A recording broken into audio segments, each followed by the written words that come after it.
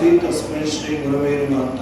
ಗುರುಗಳಿಂದ ಯಜ್ಞ ಯಾಗ ತಪಸ್ಸು ಯಾವುದೂ ಕೂಡ ಇಲ್ಲ ಅನ್ನುವಂಥದ್ದನ್ನ ನಮ್ಮೆಲ್ಲರೂ ಕೂಡ ಅರ್ಥ ಆಗಿದೆ. ನಾವೆಲ್ಲರೂ ಕೂಡ ಮಾತಾಡ್ತಾ ಇರ್ತೀವಿ, ಮುಂದೆ ಗುರಿ ಇರಬೇಕು, ಹಿಂದೆ ಗುರು ಇರಬೇಕು ಅಂತೇಳಿ. ಇವತ್ತು ಸಚಿನ್ ಅದನ್ನ ಕಾಯ ವಾಚ ಮನಸ ಪಾಲನೆ ಮಾಡ್ತಾರೆ.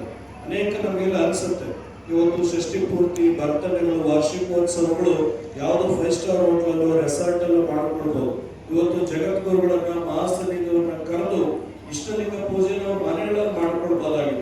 ಈ ಭಾಗದ ಎಲ್ಲ ವರ್ಗದ ಜನರು ಕೂಡ ಆ ಸನ್ನಿಧಿಯ ಆಶೀರ್ವಾದ ಇಲ್ಲಿ, ಈ ಭಾಗದಲ್ಲಿ ಇರುವಂತ ಎಲ್ಲ ಪಾಮರರು ಕೂಡ ಅವರ ಕೃಪೆ ಸದಾಕಾಲ ಗುರುಗಳ ಆಶೀರ್ವಾದ ಇರಲಿ ಅಂತೇಳಿ ಸಚಿನ್ ಅವರೊಂದು ಅವ್ರ ಕುಟುಂಬ ಒಂದು ಒಳ್ಳೆಯ ನಿರ್ಧಾರಕ್ಕೆ ಬಂದು ಏನೇದ್ರು ಕೂಡ ಈ ಸಮಾಜಕ್ಕೆ ಹಂಚಿ ಹೋಗ್ಬೇಕು ಅಂತ ಮನಗಂಡು ಗುರುಗಳ ಆಶೀರ್ವಾದ ನಮ್ಮ ಕುಟುಂಬಕ್ಕೆ ಬೇಡ, ಇಡೀ ನಮ್ಮ ಜಿಲ್ಲೆ, ನಮ್ಮ ತಾಲೂಕಿನ ಸಮಸ್ತ ಜನರಿಗೂ ಸಿಗಲಿ ಅಂತ ಹೇಳುವಂಥದ್ದು ಅವರ ಸಚಿನ್ ಅವರ ದೊಡ್ಡ ಗುಣ ಅಂತೇಳಿ ನಾನು ಕೂಡ ಭಾವಿಸ್ತೇನೆ.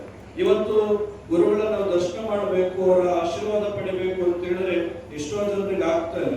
ಇವತ್ತು ಆದರೂ ಕೂಡ ನಮಗೆ ಹಣವನ್ನ ದೇವರೆಲ್ಲವನ್ನ ಕೊಟ್ಟಿದ್ದಾನೆ, ಸಮಯ ಇಲ್ಲ. ನಮ್ಮ ಅಪ್ಪ ಅಮ್ಮ ಮಾತಾಡಿಸೋದು ಕೂಡ ಇವತ್ತು ನಮಗೆ ಸಮಯ ಸಿಗದಿರುವಂತ ಪರಿಸ್ಥಿತಿಯಲ್ಲಿ ಇವತ್ತು ತಂದೆ ತಾಯಿಗಳು ಕಷ್ಟದಲ್ಲಿ ನಮ್ಮನ್ನ ಸಾಕಿದರೆ ಇವತ್ತೇನನ್ನ ಉದ್ಯಮಿಯಾಗಿ ಒಳ್ಳೆಯ ಯಶಸ್ವಿ ಉದ್ಯಮಿಯಾಗಿ ನಾನು ಪಾದಾರ್ಪಣೆ ಮಾಡಿದ್ದೀನಿ ಅಂತ ಹೇಳಿದ್ರೆ ತಂದೆ ತಾಯಿಗಳ ಆಶೀರ್ವಾದ ಅನ್ನುವಂಥದ್ದು ನಮ್ಮ ಮನೆಗಂಡು ಸಚಿನ್ ಎಲ್ಲ ಪೂಜ್ಯರನ್ನು ಕರೆದು ಅದ್ರ ಜೊತೆಗೆ ಆ ತಂದೆ ತಾಯಿಗಳ ಆಶೀರ್ವಾದ ಏನು ಮುಂದೆ ಅವರು ಮಾಡುವಂತ ಒಳ್ಳೆಯ ಸಾಮಾಜಿಕ, ಶೈಕ್ಷಣಿಕ, ಧಾರ್ಮಿಕವಾದ ಕಾರ್ಯಗಳಿದೆ, ಅದಕ್ಕೆ ಜಗದ್ಗುರು ಮಹಾಸನ್ನಿಧಿಗಳು ಆಶೀರ್ವಾದ ಇರಬೇಕು ಅಂತ ಹೇಳಿರುವಂತದ್ದು ಯುವಕರಲ್ಲಿ